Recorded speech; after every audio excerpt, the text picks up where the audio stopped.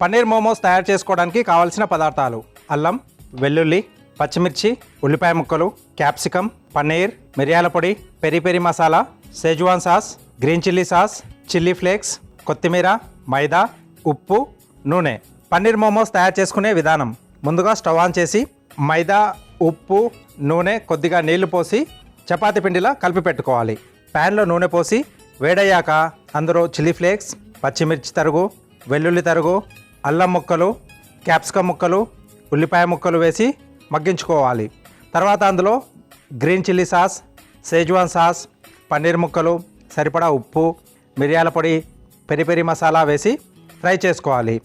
ఆ తర్వాత కొత్తిమీర వేసి కలిపి పెట్టుకోవాలి. ఇప్పుడు మరొక స్టవ్ ఆన్ చేసి ఆవిరి పాత్రలో నీళ్లు పోసి వేడి చేసుకోవాలి. ఇప్పుడు ముందుగా కలిపి పెట్టుకున్న మైదా ముద్దని చిన్న చిన్న ఉండల్లా తీసుకొని పూరీలా వెత్తుకొని పక్కన పెట్టుకున్న పన్నీర్ మిశ్రమాన్ని మధ్యలో స్టఫ్ చేసి మోమోస్లా ఒత్తుకోవాలి. ఇప్పుడు ఆవిరి పాత్రకి నూనె రాసి ఒత్తుకున్న మోమోస్ అందులో పెట్టి ఆవిరి మీద ఉడికించుకొని సర్వింగ్ ప్లేట్లోకి తీసుకుని సర్వ్ చేసుకుంటే పన్నీర్ మోమోస్ రెడీ.